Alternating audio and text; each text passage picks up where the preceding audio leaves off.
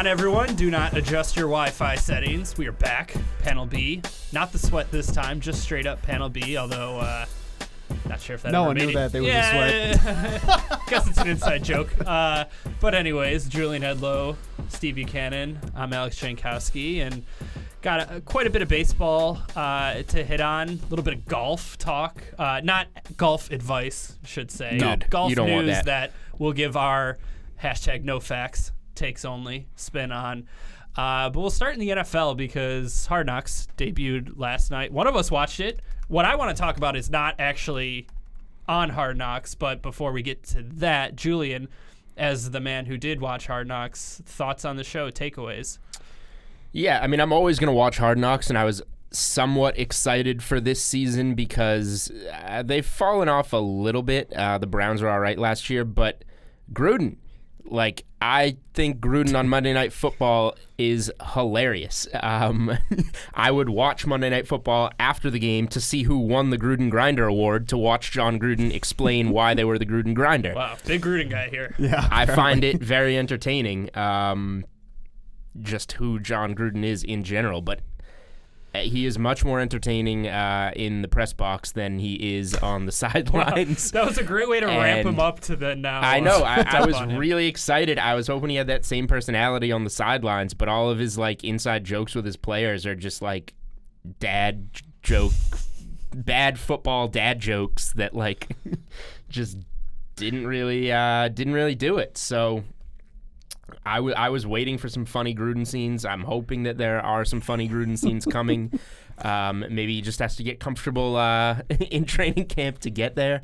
But the first episode, I was not all that impressed with. However, I will, of course, keep watching through the end. Is that, though, going to be an issue? Because I think what has made Hard Knocks so great over the years is that these guys who are trying to make the practice squad and just players you've never heard of or have never seen in this light, get to shine their personalities, get to learn more about them. Whereas with the Raiders this year, you feel like you there's this expectation with right. Guys like Gruden and Antonio Brown.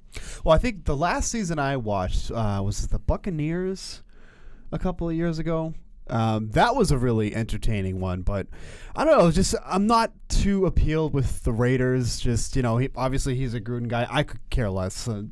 He does nothing for me. I know he's got this cult following. He's hilarious. He's got a cult following, and you're one of the followers here, which is no surprise. But not really interested in this season. I might tune in if Antonio Brown starts doing whatever. I mean, obviously he's already making waves with that wonderful picture that I'm Great sure. Great segue, because I want to talk about his feet, because this actually has implications. There's the shock value of it. If you haven't seen it, maybe we can bring it up in post here, but they're disgusting and right. Not something that I would want to spend a lot of draft capital on, thinking that this first round pick of mine is going to be running on these two half skinned feet. Right. So the thing is, how's the structure of his feet, which I think is still intact? Can he heal his skin is the question here, which is a different thing that we've never discussed before in terms of fantasy value. Can this guy last through the season? The skin is falling off of his feet. I've read many a book of those who try to climb Everest who come back with frostbite, and there's maybe rumors that was this is his what it is. Workout. That there is some he was trying to do some sort of cryogenic therapy or something, and he frostbit his feet. What? That's a bozo move. I'm not, again, good thing this is the hashtag no facts Panel B podcast, because this is just a Chris Sims report who heard it from a guy who heard it from a guy. But, hey man, frostbite's no joke. I've never experienced it. I don't like the winter. If I didn't end up having a family, I'd be living way out west. I would not be anywhere near the DK studios. No offense to anybody, but I am much... Sorry, kids. I like the heat much more. Yeah, thanks a lot, guys. I prefer the heat so much more, but it's just nasty. And it was sent to me. I did not give permission for that picture to be sent to me. No warning. If you're not familiar with Slack, It was sent to me in Slack, but Slack is basically AOL Instant Messenger for the 2019 era. I did not give permission for this person to direct connect with me. I'm sure all you millennials will get that. And then it was sent to me, and I was appalled, and I was not appreciative of seeing that. And now I'm just always going to think about that when I see Antonio Brown. Sliding into DMs with gross feet. Here's why Rex Ryan can think of nothing worse. Here's why Antonio Brown is down my season-long rankings. The falling apart feet didn't help. The melting feet didn't help. But you've adjusted your ratings? I have not adjusted my ratings post feet picture. Feetgate. However, I was lower on Antonio Brown in our DK writers group rankings, whatever you want to call them. Good promotion. Sure. Because Amari Cooper was below his draft capital every single year that he was there, and then as soon as he was traded to Dallas, he was the wide receiver 9 for the remainder of the season. Amari Cooper was consistently like 10, 15, 20 spots behind his ADP, and that speaks to Derek Carr's connection with a wide receiver 1. Now his main guy has only really been Amari Cooper in the past, so maybe Antonio Brown is just a player that he clicks with, and we haven't seen a large enough sample of him working with wide receiver 1s. But what the numbers from past seasons tell me is that Carr is not going to help Brown's fantasy value. Carr isn't, nor the style of play that John Gruden, wants to implement. I think we all know that as Gruden grinder is any kind of indication, he's not one who's going to put up this kind of want to instill an offense that's going to feature, that a lot that of too. So here is something like when you watch Hard Knocks, you can pick up on little things in terms of fantasy football or betting edges in the preseason because we see stuff leading up to those games. Like you pick up on little things. There was one scene where Derek Carr hit somebody deep. Antonio Brown wasn't practicing because his feet are melting, and Gruden, frozen or melting. It's one end of the spectrum. Well, they froze may never and know. now they're melting. But anyway, Derek Carr did have a nice touchdown pass to some garbage receiver on the Raiders in the end zone. Wow. And Gruden went up to him after and said, made some dad joke again, hey, I don't know if you know about this guy. We picked him up from Pittsburgh. You can toss it deep to him a couple of times this season. And Derek Carr, laughed it off. And it's like, what are you giving me permission to throw deep to Antonio Brown? Isn't that why we traded for him? Thank you, sir. I think that you're right. They may not utilize Antonio Brown. They definitely won't utilize Antonio Brown the way he was in Pittsburgh. And we got this guy from Alabama. I'm going to tell you something, man. We brought this guy in. I don't know if you know his name. From Pittsburgh. Pittsburgh. And the way he does his facial hair, he looks like a walrus. Yeah, I hate the dyed mustache. Looks awful. That's pretty weird. It's just, whatever. Yeah, Josh Jacobs, who may be a workhorse on the Raiders, yet wasn't a workhorse at Alabama. Right. But I digress. Right, of course. The other one takeaway from Hard Knocks, and this is my last one, is Abrams, the safety they took in the first round, is so annoying. He's going to be one of the most annoying guys in Hard Knocks history. He asked Derek Carr at the dinner table how to say he wanted to order salmon. And he's like, do you say this salmon or salmon? And he's like, it's salmon. He's like, but don't some people say salmon? It's like, it's just called salmon. Wow. So basically what you're telling me is... is... way to make an impression on the basically what you're telling me is I'm not missing anything on this season. No, it was a bad episode, but I'm going to keep watching. Nowhere to go but up. It was bad enough that it still roped you in. Let's stop talking. I already feel I'm gonna find edges that the other million people watching aren't going to see that are gonna help me in my fantasy football the preseason and DFS preseason gambling and DFS right. Okay. needs. Okay.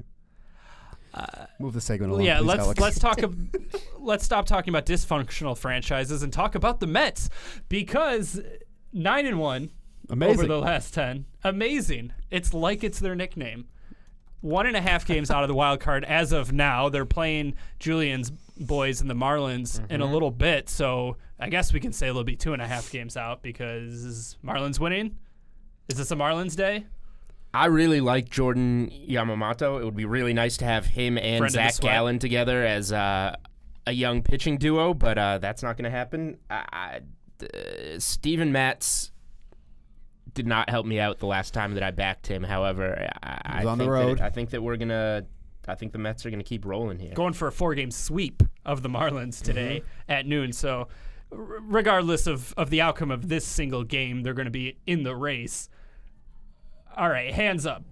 No hands up, right? Because nobody saw this coming, especially when you look at the way the trade deadline went down. No, I mean, the trade deadline was about a week ago, and the Mets made the move for Stroman right before the deadline. Correct. Yeah, it was a couple days before. A couple days before, and everyone's like, "What are you doing?" Like, why? Well, they thought that meant that Syndergaard or Wheeler's leaving. Right.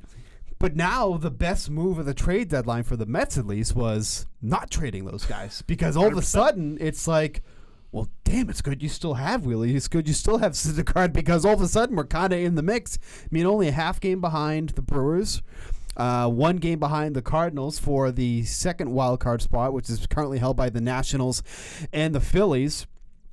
It's a great story. Like, in a sport that is void of good stories, like, this is one of them right now. Now, granted, this could very well turn into a Giant situation where it's like, oh, they're going to start going somewhere. They've won like 8 in a row. Those idiots are already fallen in the standings. Like, no surprise. Well, but the Mets have the pitching. The Giants have Bumgarner, but they don't have, like... I'm pretty sure. I'm almost positive you were kind of excited about the Giants getting hot. You were like, oh, I said that they made a good move by...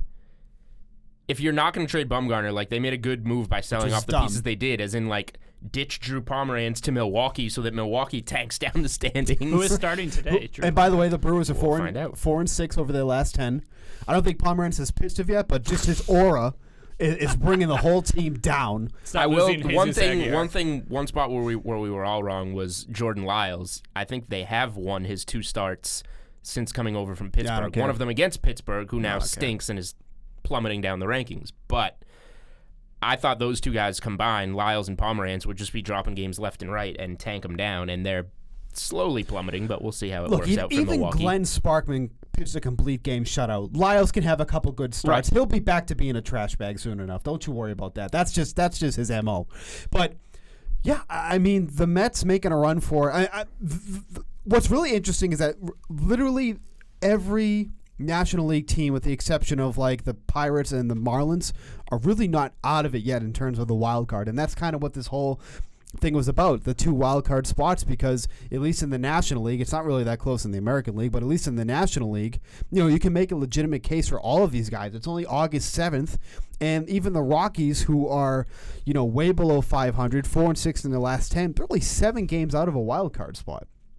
I mean, at least there's some excitement, and at least there's some reason to watch some of these games. You look at the American League wild card.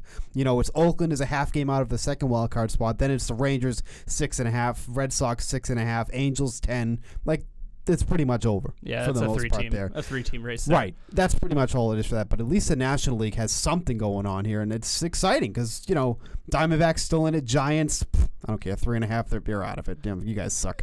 The Reds 4.5. I have more faith in that, but there's just a lot of teams to like right now. Yeah, and the Mets, it's going to be obviously still an uphill battle because you have to leapfrog so many teams to get into that spot. But get to that single game where everybody now is going to have to exhaust. You can't plan ahead for that single game because you have to win every game leading up to it. So you want the team that's going to have 2-3 starters that if your one guy can't go, you're going to feel a lot better. And I think Washington's in a similar boat. But after that, I don't think any of those other teams boast that kind of pitching depth. I mean, unless Washington can throw Scherzer, whose injuries are really hurting them, even though they're hanging on to that wild card spot. Scherzer or Strasburg, the next best prepared team is the Mets. Even if they have to pitch one of their studs to get there on the last day of the regular season. I think they're going to have guys the next day or whatever it is, 2 days later, that can go out there in a 1-game playoff or a wild card game and get them through that. Yeah, and I don't think Corbin as well. And then even if it absolutely had to be like Anibal Sanchez, really compared to like the fourth bad. option for a lot of these other teams, right? I think you find a way to make that Scherzer or Strasburg for that wild card game, just like the Mets are going to find a way to make it DeGrom or Syndergaard. But even still, like if you have to go to a Wheeler or Stroman, I mean. And then that still gives you a chance for the next series then after that. One thing I didn't even realize either, which I thought was pretty amazing, is that I don't even mean to keep using that. I'm sorry. The the Mets have a really, really good home record. They're 31-20. Like, on the surface, that you wouldn't even realize how good they've been at home, because like Nationals 31-25, Phillies 34-26. Like, they're right up there with the teams that are in contention right now. And the Mets have a lot of games at home for the remainder of the season. Yeah. So that's pretty important. That's a low number compared to just looking at the other teams' right. So home records. I didn't realize how good they've been at home. And, we're talking about the playoff series again. I would absolutely take a Wheeler, Syndergaard, Stroman three-man, for the first 3 games of a series if they made it that far. Like, that's not a bad trio of guys to throw out there. Well, it's, age-old saying in baseball in terms of, building a team around your ballpark. Right. That may not be an age-old saying. I'm thinking I've never actually heard it, but I'm thinking it should be, because I'll say it is. Yeah, why not? Like, it's still, like, if you always want to go real high level, wild that ballparks have no regulations in terms of how they are built. But still, like, clearly a pitcher's park. Any successful season the Mets have had recently, it's been because of their pitching. Right.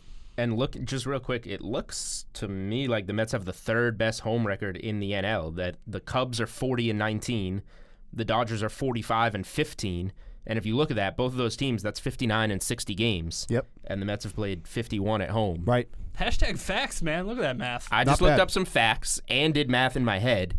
2 brand new things for the Panel B podcast right there. New segment. Julian does math. Yeah, that segment wouldn't last long. Yeah. Maybe some simple addition. But that tells me that, like Steve said, the Mets are really good at home, and they're going to have a ton of home games left, and they have the pitching that suits that ballpark. And we haven't even really talked about DeGrom here. And yeah, DeGrom is post All-Star break returned to Cy Young for him. Right. He won't get the Cy Young because he was not good at all in the first half. Not half as good, but I mean, it's something, for the American League was pretty much already wrapped up and boring. At least we got some National League teams to kind of keep a watch on. And I was just getting excited about my Phillies to make the playoffs bet coming around, and here come the Mets. Not feeling as great. That wasn't the National. Maybe Philly can hang on to Washington's spot if Scherzer keeps getting hurt. I need him to break his nose again or something. He was pretty strong after that. Maybe not that. I don't know maybe if that actually helped. Maybe some more core injuries or whatever he has going on. Let's move up in the standings a little bit, because when we did that trade deadline show, RIP trade deadline show, it was great. We didn't have the full scope from a betting standpoint of where these teams were going to fall. Zach Greinke came after the 4 o'clock deadline. At least when the news broke, it came after the deadline. So we were scrambling even just to react to that shocker. And we kind of guessed, around where we were going to see the odds fall. Obviously, now we have some clarity. Before we get into this, of course, odds and lines, they're subject to change. See website for actual odds. If you or someone has a gambling problem and would like help, please call 1-800-GAMBLER. So looking at where we're at now, the Astros now favored over the Dodgers. They're plus 250, the Dodgers plus 275. Then a bit of a gap. Yankees 460, then a bigger gap. Braves 850, Twins, Cubs, Indians down. Then also Cardinals and Phillies, Nationals. We're not even sure these guys are making the playoffs. But looking at the top, Astros, Dodgers, Yankees, is there actual value now on the Yankees given the situation? They're still winning games despite their injuries. They're going to get healthy, you would think, eventually. Plus 460 is kind of interesting. It's interesting. Or not. I'm so undecided about this, because just when you think they're starting to get healthy, they literally lose 3 more guys. It's almost unprecedented how many injuries that this team has had to endure and still be able to be very much in contention and, leading the AL East by as much as they are. That's a vote in their favor, though, right? It is, but I feel like at some point those fortunes have to end. I don't know a team that could hold on. I don't know a team that could endure that much and then just keep winning on a consistent basis when you have a team like the Astros, who you look at that lineup, and it's just 1 through 9. It's just an onslaught of offense. They were even talking about it on the show last night, on their broadcast, when they were going up against German Marquez. All of a sudden, he started to lose his command a little bit, and it was right around the time that Michael Brantley was at bat. Then it went to Alex Bregman. Then it went to Alvarez. Then it went to Correa. Then it went to Gurriel. There's just no letting up there, and it's all so many power guys. With the Yankees, they're running out these bums. who are just they're hitting well, but it's like these aren't guys that are historically hitting well. Like Tauchman, I think his last name is. Like he's hitting out of his mind. I think like historically he's like an under 200 hitter. Like that's gotta end at some point. Those fortunes aren't gonna continue. Whereas guys like the Astros, they have that consistency. They have the guys that are proven hitters.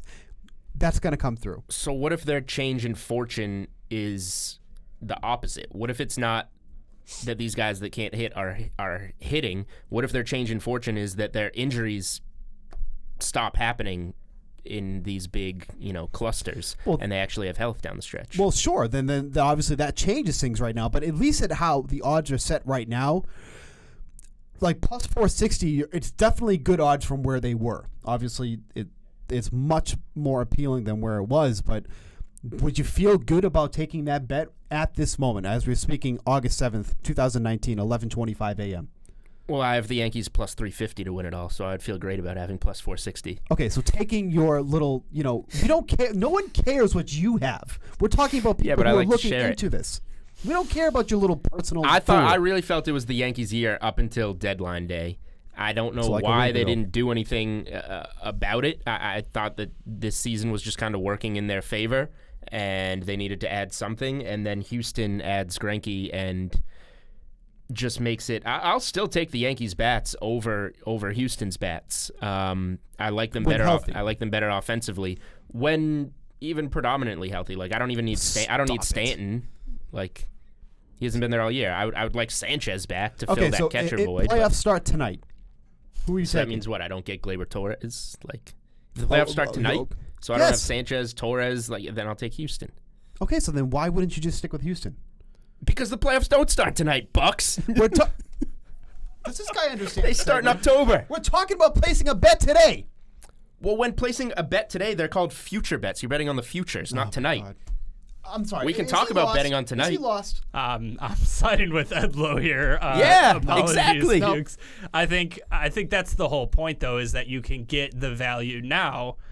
Yeah, there's obviously unknown as far as injuries go. They have such a large lead in the AL East, though. They're not going to be playing pressure-filled baseball. Neither team will. Right. But you're going to have the opportunity to ease those guys in, and it's not a sport like basketball where the Celtics go through all those injuries, then they get healthy, and everyone's like, well, this should be great, but there's obvious chemistry issues. Mm-hmm. Baseball, it's very much an individual sport still. Like, these guys are just going to be, you worry maybe if they're not in form as much, if they're able to come back. But, I mean, not even just the bats, like Severino and Betances. Like, these guys continuously, I get that it's frustrating because they keep, like, they'll pick up a ball, and then it's like, nope, another 2 weeks. And you just keep getting those reports, but you have to think that there's a long game at play here and that there's confidence, given their lack of deadline moves, that these guys will be up and going. Do I think even at head-to-head, do I think that they're overwhelmingly favorites when healthy over the Astros? Of course not, because that three-man rotation is absolutely insane. But I think it's close enough where if you're looking at the numbers, that the Yankees makes a lot of sense there. Is there anyone else? Like, do we like the Dodgers now that they're up a little bit more and they're not as heavily favored? See, if I'm going to bet the Dodgers, I like betting them now. Now that Ryu's on the IL and it sounds like it's going to be a quick thing, this is the first time we can get the Dodgers plus money to win the NL. They've been like minus 120 for a while, which to bet a team, to have to lay some juice to bet a team to win their league is pretty rare. They have to be a powerhouse to do that. And it's only plus 105 right now on DK Sportsbook, but that's where I would look. And what have the Dodgers been in? Two straight World Series to Houston and Boston. At some point you think their luck might run out to win the NL 3 years in a row. Now be careful because you're talking to a Buffalo Bills fan. So all right. You want to talk about 3 times? We're not at a 4-peat of losses, of championship losses yet. Of course, it was a 4-peat of AFC titles. Okay, that's glass half full. I like it, Janko. Yeah. I don't necessarily have confidence that the Dodgers would beat the Yankees or Astros. Like, I would if there was some kind of creative futures bet to bet on where you could bet on the Yankees or Astros beating the Dodgers in the World Series, that would be a future that I would be interested in. We'll see if DK Sportsbook wants to throw that up. You can use this thing called Slack and make it. So yeah, you can get Antonio Brown's feet. Yeah, Stupid. If I'm betting NL right now, I think getting the Dodgers for the first time in a long time at plus money to win the league is where I would want to go. But I can't take them winning the World Series, even though it's kind of weird to say you think a team's going to lose 3 straight World Series. I just don't think the Dodgers have the pitching to match up with any of the potential AL teams that we're thinking is going to make the World Series. So if we're talking about the Astros, obviously by far the best pitching staff probably in baseball right now with, Greinke didn't look great last night, but I was really undecided about him because one thing that they did bring up in the broadcast that I thought was interesting is that the Astros shift so much more than the Diamondbacks, and I think that's going to have to be an adjustment for Greinke because he was with the Diamondbacks team that did not implement the shift. The Astros shift a lot. So getting used to that, I think, is going to be a bit of a challenge for him. But otherwise, I mean, how can you go against Verlander, Cole, Greinke, in a 3-game series? When we get to the 4-game series, whomever they end up throwing in there, Wade Miley, I don't know what he's on. Aaron Sanchez. Yeah, Aaron Sanchez. Oh, man, Aaron Sanchez. I forgot about him. What a bum. And he looks fantastic. Yep. Like, it's unbelievable. Like, of course you know that. I forgot. Yep, I forgot. Yeah, well, I mean, we always do. As long as he faces righties, he's fine. But now doesn't get blisters. There's also, pitch usage. There are conflicting reports over whether it was management or his agent not letting him throw certain pitches in Toronto. We don't need to get into all that. I think roster construction, especially as you talk about pitchers and as you're talking about the trade deadline, you kind of have to look through the lens of the past when you talk about the Dodgers, a team that added Yu Darvish, right, at one point to make the World Series, then have him just completely unravel. Like you can see why they might have been wary to make moves. That said, to not make moves for the bullpen, I think especially, which if you're going to point to a weakness for the Dodgers this year, that is it. Yeah. I think, at some point, are they just throwing up their hands and saying, look, that's all like a 7-game series. Bullpen arms historically are just seemingly random to a degree anyways. Like, you're just kind of like a goalie in hockey. Like, you just got to get them when they're on their hot streak and then get through that 4 games and hit your way out of all the rest of the mistakes. Whatever happens. And looking at the Red Sox model last season, they used their better starters as their, crunch time relievers to beat the Dodgers in the World Series. Right. Yep. Giants did that. Madison Bumgarner did that too. Chris Sale closed out the clinching game. Yep. Eovaldi had that performance, even though they lost, where he went so deep out of the bullpen in the extra inning game. So if the Dodgers trust their starting pitching, they might just be saying that's where we're going to go when we get there against New York or against Houston. And when you look through the rest of the NL, I know it's baseball and you don't want to write anybody off, and like the Braves and Cubs are good, but it's so much less competition than the AL. Like, you have the Dodgers, I mentioned, at plus 105 to win the NL.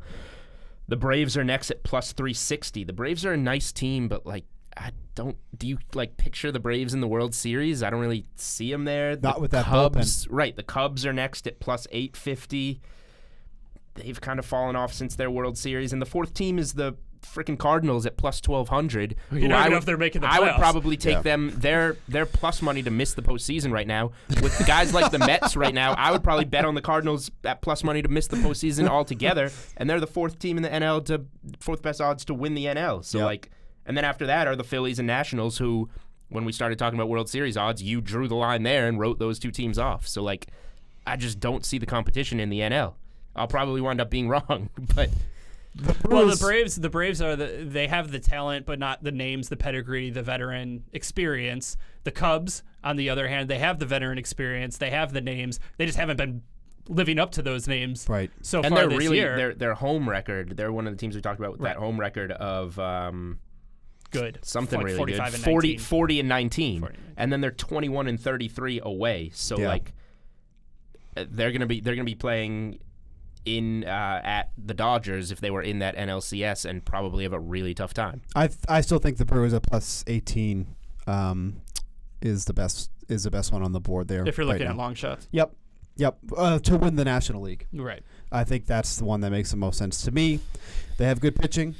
They got a really Julian good offense. Looks like he just bit into a lemon. Huh? Do they have good pitching?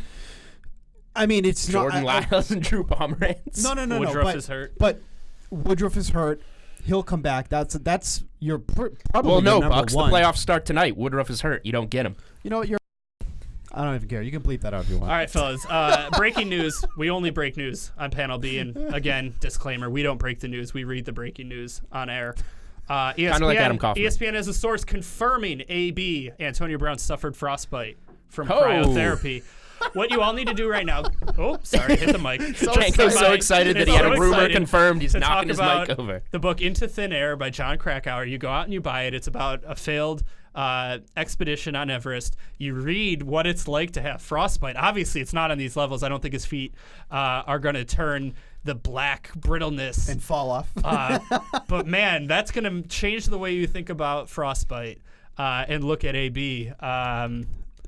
Wild story. Cryotherapy chamber last month in France and burned his feet. If there weren't cameras for Hard Knocks there, I might watch Hard Knocks because of that. Very interesting. It's not, we'll have to see if it's just growing the skin back or not. Like that, the level of frostbite could mean serious, significant long-term damage. Again, Into Thin Air. I highly recommend you go and read it. We're somewhat running out of time here, though. They give us free reign. We can go forever. But one thing we did want to hit on, though, beforehand, we teased, golf expertise coming down the line here.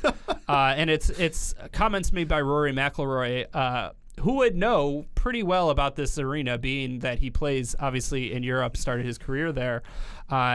He's not a fan of impending legalized sports betting here in the States because he said it would increase hecklers in golf. Now, he wasn't, saying that there's no way you can ever have it because of this. He's just saying, hey, just so you know, and really maybe the rest of the golfers know, this is coming down the pipeline now because of this. Those of us who are in the DFS landscape a little bit more probably understand this happens already to some degree. But thoughts on what he had to say? It's hilarious because in a sense he's right. Right. Because obviously people have skin in the game now. We're talking about your money and nice plug. And it's your money that is being responsibly. Right, of course, always be responsible. But, the fate of your money is in this player's hands. So I get it. Like, I even catch myself at times, like, when I'm watching a baseball game, let's say a lefty's coming up and I see the manager make a move for a lefty, I'm like, of course he would make that move. Like, and I'm disgruntled. Even though it's the right move, but because I have, something in the game here, I would position it, I think it would be smart to not say your money's in this player's hands. Your money's in this player's the probability you set for this player to succeed. That's a very professional way to say it. I'm not professional. No, I mean it's going to always happen because I think we need to be realistic of the way people act, rationally or irrationally. And right. We're never gonna say go tweet at I hate those people, right? No, who that, start that tweeting is, at that people is obnoxious. You have to understand that you're investing in what you feel about that person, and if that player or team does something that doesn't suit your agenda, right. It's they're not doing it to you. Right. Could you say it's good for golf in a way, though, a la the Happy Gilmore effect, where it's bringing about a little bit more fun to these events? Like, I'm not saying sheer heckling is great, but added interest to the sport is never a bad thing. I've never liked that you have to be quiet in golf and tennis or any of that. If you're shooting 2 free throws down 1 with 4 seconds left, everybody's not going to be quiet. If the entire stadium was quiet, that would probably freak the player out, and maybe you would miss some. Can we get people thunder? With the Yeah, give me thunder behind sticks. the hole, behind the flag. I would much rather watch someone putt to win the Masters with thunder sticks going off and vile language being bleeped out. That's just me. Other people are probably a little bit classier, a little more pure. Because everyone jokes about Phil Mickelson having 1,800 home courses. So he's always going to have the fans who are all quiet and stuff, but, rival Yeah, maybe that's not really working. It's just whoever's got money on somebody. But just the interest alone, like I get what he's saying. You know, like obviously added pressure. You know, there's gonna be those crazies that are out there now, but just what it does to the sport alone, like. I've read more things about golf than I've ever had in my entire life because of sports betting. You know, like some of the content that we produce here at DraftKings, like with Pat Great Mayo plug. and Reed Perfect. and all that. But Couldn't have but asked for truly it. though, like if this was 4 or 5 years ago, I would not know a single thing about golf. Like golf has never been my thing. It never will be my thing. But I have a more vested interest into it because of sports betting, because of DFS. So if you're somebody who is in these type of sports like golf, WNBA, you know, Julian's a big fan of that now, tennis, whatnot, it might be more of an inconvenience now, but the long-term ripple effects are going to be more beneficial to the sport because of things like this, because now you're getting a new set of eyes on it when normally you never, ever would ever have that. Yeah, and I mean, I always want to put the comments in context in that he wasn't like, it wasn't this unhinged rant or anything. Like I said, like Rory McIlroy grew up playing golf where sports betting is legalized. This is not going to be anything foreign to him. And I'll just directly quote him here, whether it's the quote, whether it's the fantasy game or just sports betting, they're going to want to try and alter the result because they will potentially either make or lose money from it. You know, I think there's obviously a notion that every bettor has like millions of dollars on the line, and like a lot. The reality is, it's a lot of like more casual and fun and things like that. And you know, not to brush over the fact that there probably are those and could be those. I mean, it's gonna just be however the events want to handle it. To Julian's point, though, the idea of similar to free throws. Give me more of it. Is fun is a good way to look Golf at it. is, I'm a very casual golf fan, and like Steve said, I'm more watching it if I have a futures bet or if I, you know, it's the Masters or a bigger tournament that I've made a cash lineup for or something. Like, that'll get me to watch it much more. I would watch it if I'm walking by the TV and I see somebody putting with thunder sticks going off in the background. I'll watch that putt. It's rare though, and I think like, you know, something that's gonna be it's rare that you're betting on somebody to fail, right? It's in golf, and that you're not gonna always.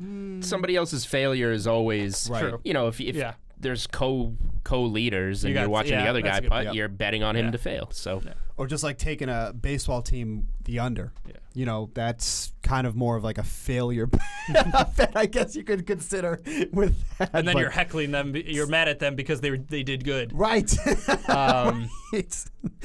Yeah, look, I mean, I think at the end of the day, whether it's straight up betting or it's DFS or it's, you know, pools with your friends, survivor pools, like, you know, there's a lot of stupid people out there who are going to say a lot of stupid things. Yep. And you know, you try to rise above it and stuff. And I think, you know, we know and are going to see continued popularity just rise amongst sports like this where, you know, it's fun. Like, you know, daily fantasy, 4-day sweat, and golf is a blast. And while, like I said at the beginning of the show, we're never going to offer you our golf advice. No.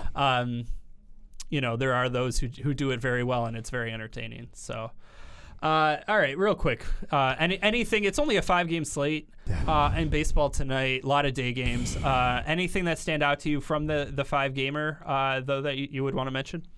Zach Gallen making his debut for the Diamondbacks tonight. It's one of the only games for the high-priced pitchers that doesn't have some sort of weather concern, so he's probably the safest guy of the 9K and above range. After that, it's just a mess. Like, good luck getting your SP2 tonight. You're going to have to take your chances on a guy like Vargas, on a guy like Drew Pomeranz, a guy like John Means, who's coming off the IL to face the Yankees. It's a good Tiers night. Not only because you avoid pitchers, but shorter slate, too. Like, I feel like Tiers is a good... Like, great point. It definitely does already, obviously, condense the player pool, but, you know, it's a lot of fun to still not have, you know... A tier with 8 names, and they're all from completely different matchups, and, you know, it condenses it a little bit. And just a quick note, it locks at 6:40 p.m. Eastern tonight. It does not lock at the usual 7:05, so make sure your rates that are heard ahead of time. What's that? Squeeze an extra game in there. San Right. Diego at Seattle. Because otherwise it would have been a 4-game slate with 2 games of weather concerns. So that wouldn't have been that great. Yeah, I mean, tough pickings tonight for MLB. If we can get an afternoon game in, 3:10 p.m. Eastern, I don't mind the Dodgers, who are low priced at minus 130. Dustin May on the mound against Jack Flaherty, who's been one of the Cardinals' more solid guys, so it gives you a good price. But Dustin May was really good in the minors. He had a decent debut in the majors. And the Dodgers have all those lefty bats to go against Flaherty, who has been much worse on the road than at home. So Dodgers are one of the strong spots that stand out to me. And then at night, Trevor Williams against Drew Pomeranz. I know Pittsburgh's not necessarily an over park, but that feels like a spot that we can see some runs. It's going to be a Pomeranz bullpen is game. opening though. Yeah, I don't think he's actually going a full start. I think they're actually planning on using him as an opener. Not that it matters that much because neither bullpen is that strong, but that could skew how you look at it a little bit. I don't like Milwaukee's bullpen too much either. I don't really either. That says a lot about Drew Pomeranz if they acquired him to be an opener. That stinks. Other thing too, Padres tonight against I can never say his name correctly. So their new acquisition from overseas. Kikuchi. Is it Kuchi? Kikuchi. Kikuchi. It's that easy? All right.